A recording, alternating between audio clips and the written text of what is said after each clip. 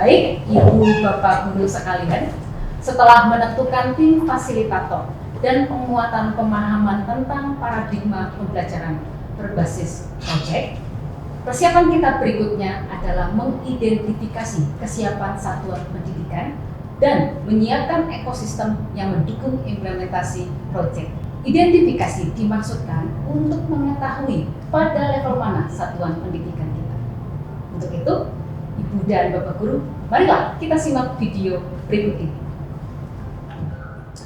Oke, baik, Pak Siko, silakan menyampaikan hasil proses persiapan yang kita lakukan kemarin. Iya. Terima kasih ya Bu Prima. Nah, sesudah kita menentukan tim fasilitator, nah langkah kedua ini kita identifikasi kesiapan sekolah. Nanti selanjutnya barulah ada penentuan dimensi dan tema project profil. Langkah identifikasi ini dimaksudkan untuk menentukan level atau tahap kesiapan sekolah dalam menerapkan project profil. Ya, seperti dalam panduan yang kita baca, ada 3 tahap penerapan project profil di sekolah, yaitu tahap awal, tahap berkembang, dan tahap lanjut. Nah, dari proses identifikasi kemarin, sekolah kita menentukan berada pada tahap berkembang.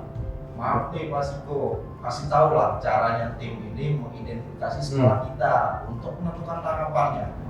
Ya Pak John, identifikasi dilakukan berdasarkan pertanyaan.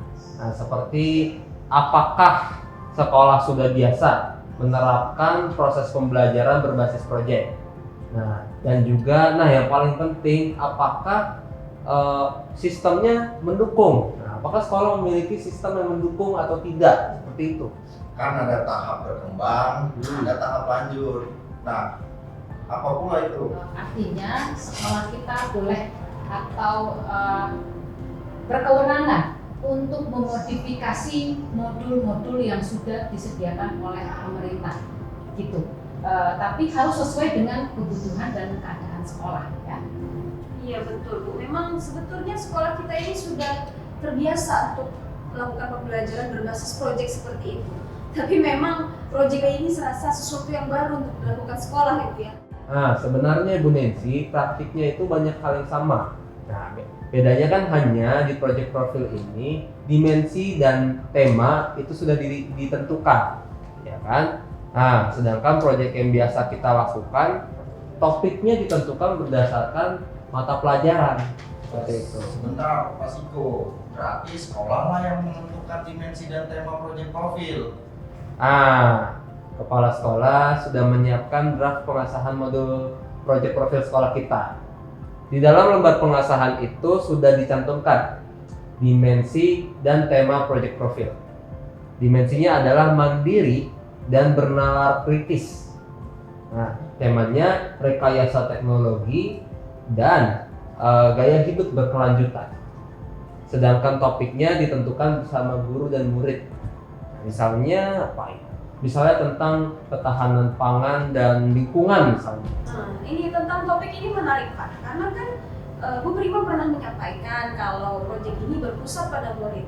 Berarti yang menentukan pilihan proyek dan menentukan topiknya itu murid begitu ya? Ya betul. Kalau kita sepenuhnya menerapkan pandangan Ki Hajar Dewantara, berarti murid loh yang menentukan topik, bukan kita. Nah, itu maksud saya Bu.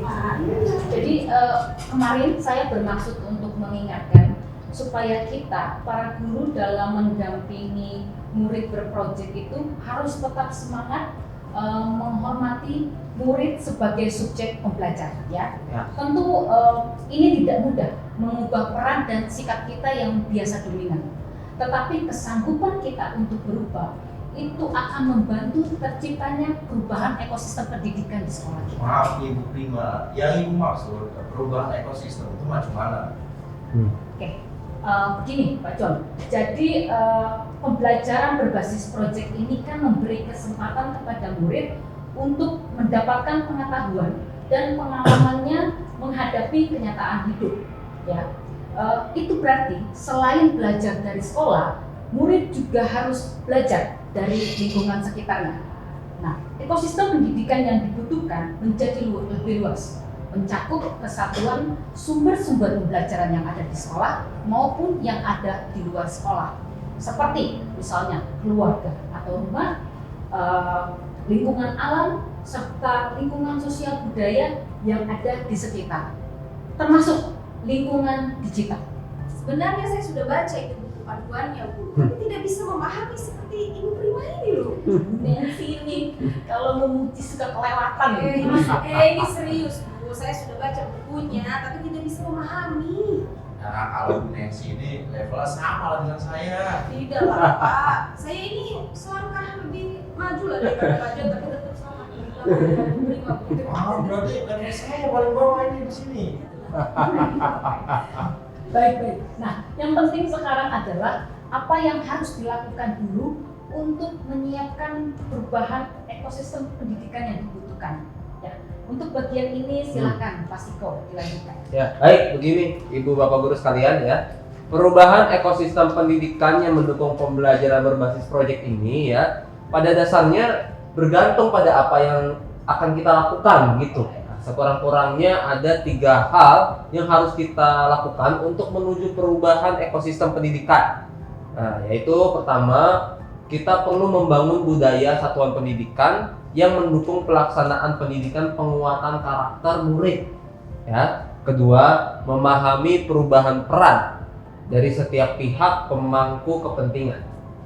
Dan ketiga, mendorong penguatan kapasitas pendidik. Nah itu bagaimana itu praktiknya ya Pak?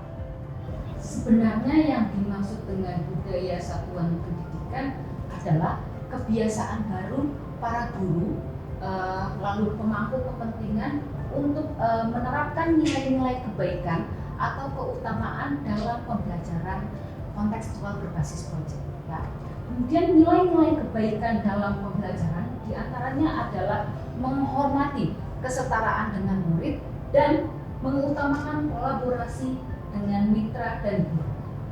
Nah itu dia juga Bu, Pak. Mulai sekarang kita harus membiasakan diri untuk terbuka gitu dengan murid karena memang kita harus mengedepankan kesetaraan, yaitu juga dengan mendengarkan kritik dari murid begitu ya. Wah, mantap kali Bu Nancy ini ya.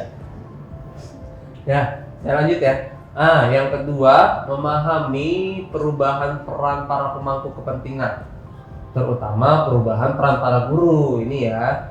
Ibu Nancy barangkali masih ingat perubahan peran guru yang pernah kita bahas kemarin. Oh iya, iya masih Pak. Karena kan pembelajaran untuk penguatan karakter ini berpusat pada murid. Maka untuk itu peran kita itu para pendidik ini harus mulai membiasakan diri untuk bertransformasi peran begitu Pak.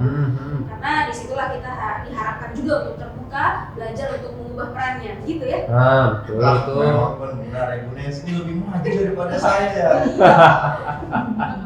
Ya baik, terima kasih ya Bu Nancy ya. Selanjutnya adalah persiapan ketiga. Yaitu meningkatkan kapasitas para pemangku kepentingan, terutama lagi-lagi para guru. Peningkatan kapasitas ini bisa diselenggarakan secara informal, ya, melalui diskusi atau sharing antar guru. Nanti untuk yang formal maksud saya, nanti bisa direncanakan bersama kepala sekolah. Itulah, sering-sering lah Pak Siko ajarin saya supaya saya tambah maju juga. Iya Mas Pak. Ya. Bagaimana Ibu dan Bapak Guru? Semoga sudah bisa memahami rencana strategis perubahan satuan pendidikan dan persiapan yang harus dilakukan untuk mendukung terciptanya ekosistem perubahan pembelajaran berbasis proyek yang berpusat pada murid. Baik, Ibu dan Bapak Guru, sekian materi kita hari ini. Selamat belajar, salam dan bahagia senantiasa.